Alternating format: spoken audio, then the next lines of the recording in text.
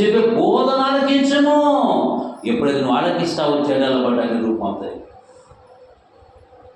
అందుకొచ్చే నా కుమారా నేను చెప్పే బోధన ఆలకించు. అది నేను కాపాడుతుంది.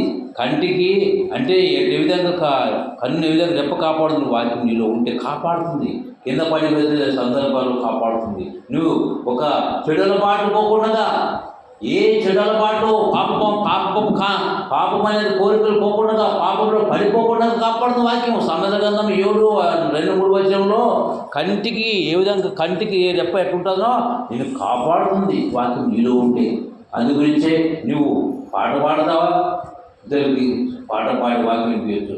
నువ్వు సత్క్రియతో చేస్తావా, దాన ధర్మాలు ఇచ్చి నువ్వు దేవుని యొక్క పేరిట చేసి నడిపిస్తావా, లేకుంటే సత్క్రియల ద్వారా చేస్తావా?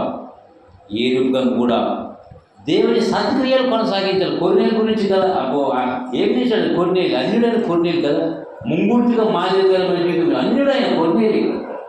కాబట్టి మాటలతో కొట్టి చంపేవాళ్ళు లేకపోతే చివరి దినాల్లో మనం భయభక్తులుగా ఉందాం.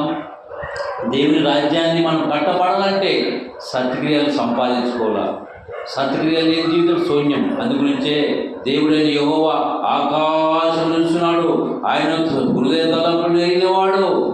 ఆయన ఎవరు ఎంత ఉందో, ఎవరు ఎంత విశ్వాసం ఉందో, ఎవరు ఎంత ఎటువంటి అంటే హృదయ తలంపులు లేనివాడు.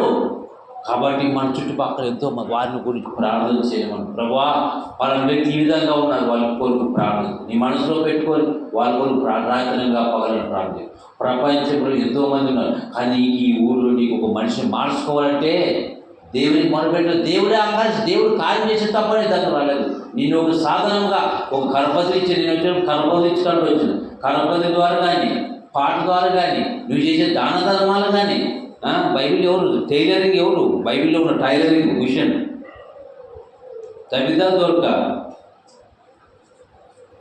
అన్యుడైన కొన్నేళ్ళి పరోపకారం దాన ధర్మాలు కదా. మరి మనం చేసే పనిలో కూడా సత్ప్రవర్తన చేసే మనకి ప్రతిఫలం ఇస్తాడు కదా.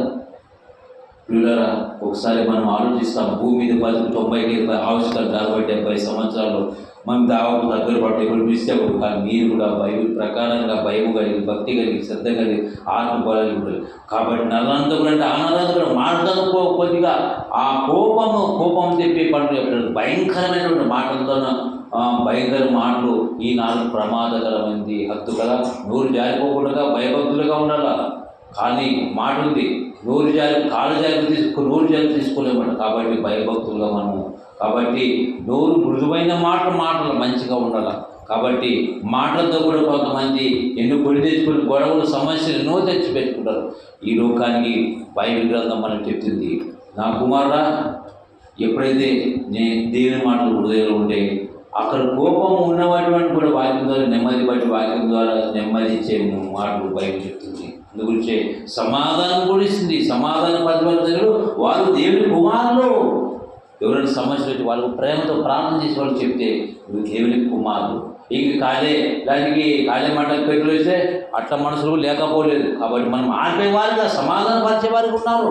ఒక కాల్సిన కొట్టపై ఫోన్ చేస్తాం, అది ఆర్పేస్తాం. అట్లా సమాజం నశించి నాశనాన్ని పోయిన ప్రజలు ఎదురు ఉన్నారు. వారికి ఏ రూపంగా చెప్తావో, నీ మాట ద్వారా, కరపతి ద్వారా, నీ జీవితం ద్వారా, సత్క్రియల ద్వారా చేస్తావో నీకు తెలుసు, దేవుడికి తెలుసు. నీవు చేసేటువంటి బలము, శక్తి దేవుని చేతులు సాధనాలుగా వాడుకోండి. దేవా నేను వాడుకుంటే సాయం చేస్తాడు. కాబట్టి బలం ఇచ్చాడని లోక సమాన కార్యక్రమాలకు, లోక సమానమైన పనులకు మనం పాల్పడకూడదు. ఆధ్యాత్మిక జీవితంలో జీవితానికి ఒక పౌలు వల్లే సాధనాలుగా వాడబడాలంటే యేసుక్రీస్తు చెప్పిన మాటలు లోబడి బతకాలి. మంచి వయసుడికి రక్తం, మంచి వయసులో ప్రాణం పెట్టాడు ఆయన. ఎవరు చేయని త్యాగం ఆయన చేశాడు. కాబట్టి రక్షణ భాగ్యం ఇచ్చాడు. కానీ తన సహోదరు మీద కయ్యను మరి ఆ హేబెల్ మీద పడి ఎంత విచారంగా నరహంతుడని ఆ పేరు సంపాదించుకున్నాడు. అందరి పేరు హేమైన పేరు. మనము ప్రభువుని నమ్మినటువంటి క్రీస్తు నమ్మిన పిల్లలు మన సత్క్రియలు ఎలా ఉన్నాయో ఒకసారి ఆలోచించుకోండి. యేసు మన కొరకు ప్రాణం పెట్టాడు, మనం కూడా మన సహోదరుని ప్రాణం పెట్టాడు. భద్రమైన రామని వాక్యం ఆయన శిలువలో ఎంత ఎగ్రమైనాడో బయలుదేరాడు మనం చూస్తే అనేక సార్లు చూసింటాం కదా. ఒకసారి ఆలోచించండి పిల్లల, దేవుడు ఎంతగానో యజ్ఞమైనాడు. ఆ శిలువ మరణాన్ని చూస్తే మనం ఎంతగానో ఆశ్చర్యపడుతుంది.